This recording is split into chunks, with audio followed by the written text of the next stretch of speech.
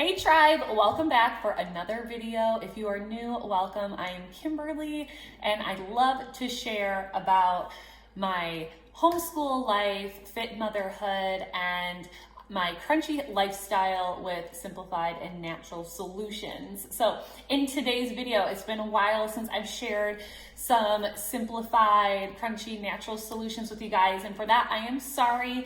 I am going to be making some all-purpose cleaner that you guys can make for pennies on the dollar. It is non-toxic. It's not going to have crazy chemicals and carcinogens and things and that. It's going to harm your health, but it's going to cut grease, cut grime. You can use it in the kitchen, on your counters, even stone countertops. You can use it in your showers, your bathrooms, anywhere. And then you can always exchange different types of essential oils in this all-purpose cleaner to have it smell however you want. So if it's fall and you want it to be like a pumpkin spice, there's several different types of essential oils you can use for that. I kind of just like to put in whatever I like and knowing that it's going to be really disinfecting. And so, yeah, this is going to be a step-by-step video, you guys, so you can do it right along with me and you will have an amazing cleaner at the end. All right, so the very first thing you're going to want to do is to get a measuring cup, and you're gonna want 2 ounces of distilled water, or I don't have distilled water, so you can take filtered water. I have reverse osmosis filtered water, but if you don't have reverse osmosis, that's fine. Just use any type of filtered water, and you need to boil it, and then you can let it cool. I've also made this without boiling the water, so today I'm not boiling the water. I'm just going to get 2 cups of water for the mixture. Just make sure it's either filtered or distilled. All right, guys, the next thing we are going to do is we are going to have our glass bottle. I suggest using a glass amber bottle. It's just the best way to go. You can use plastic. Just make sure it's a food grade plastic. We are going to add some baking soda, 1 teaspoon of baking soda. And the reason why you don't want more than 1 teaspoon of baking soda, it's going to give more grit. It's going to give it a little bit of grit to the cleaner, and you don't want it to have too much. But also it's going to deodorize. So that's why we are using baking soda and only 1 teaspoon.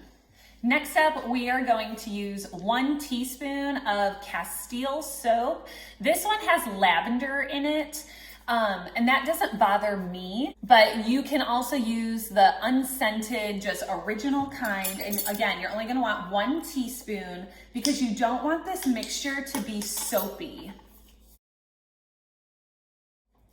And lastly, we're gonna add 30 drops of any type of essential oils that you want. And in today's mixture, I'm going to be using tea tree essential oils.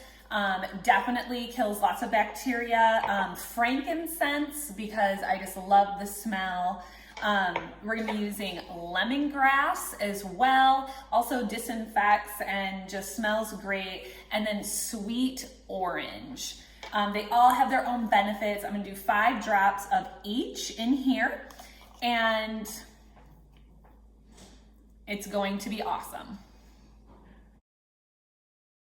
Now, as you can see, I have a lot of different brands of essential oils.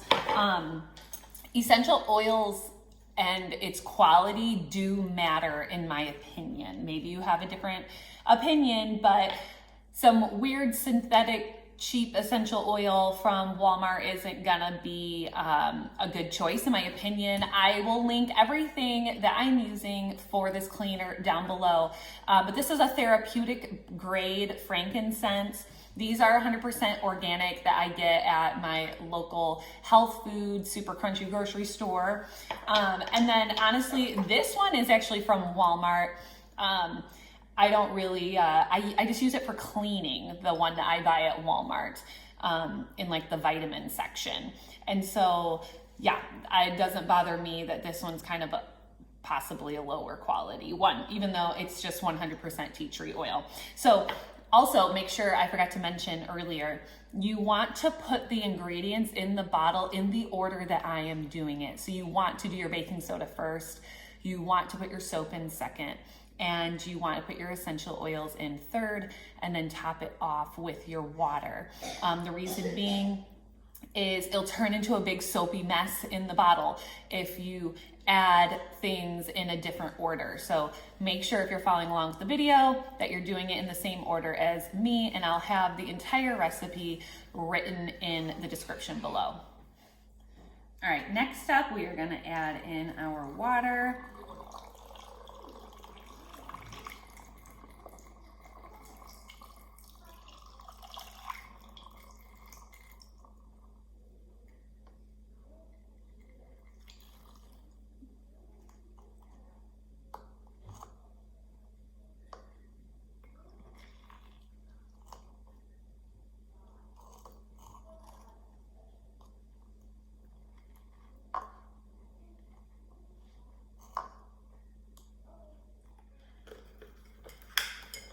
Put your cap on,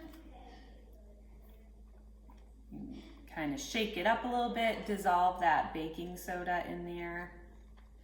All right, you guys, let's try out this all-purpose cleaner here on my wood kitchen table. We'll see how it goes.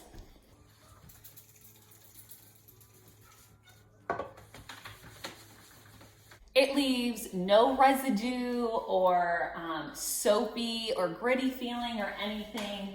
That's what I love about this cleaner. It just smells awesome.